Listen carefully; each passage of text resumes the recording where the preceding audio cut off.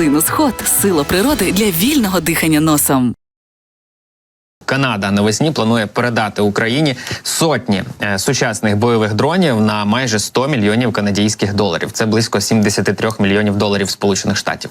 Про це загалом заявив міністр оборони Канади Білл Блер, вказавши, що Канада інвестує більше 95 мільйонів доларів своїх канадських, аби надати Україні понад 800 дронів, які називаються Skyranger R-70. За словами Блера, ці дрони канадського виробництва одні із найкращих у своєму класі. Вони можуть транспортувати різні вантажі вагою до 3,5 кілограмів. Йдеться не лише про камери для спостереження, тобто чи це буде тепловізійна, камера, чи це буде камера денного спостереження, можна також чіпляти і до них боєприпаси, тобто там передбачена система скиду.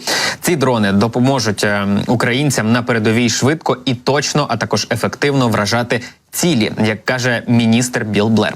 Він додав, що Skyranger здатен визначати окремі транспортні засоби і джерела тепла з великої відстані, і навіть за поганих погодних умов. Тобто можемо говорити про те, що це будуть такі собі, не перші дрони з штучним інтелектом, але чергові такого класу, принаймні. Тому що в них вшиті системи, які дозволяють за контурами певної техніки визначати, що саме за техніка, і тобто обирати пріоритетність атаки. Тобто, якщо його налаштувати так, щоб він атакував умовно танк Т-64, то він, коли здіймається у небо, серед усіх цілей шукатиме якраз Т-64 танк. Це так, до прикладу. Але загалом, каже міністр, що очікує, що перші системи надійдуть Збройним силам України уже цієї весни. Вони поспішають так само, як і ми. Блер уточнив, що підписаний із виробником дронів контракт передбачає надання також запасних деталей і послуг із обслуговування цих дронів.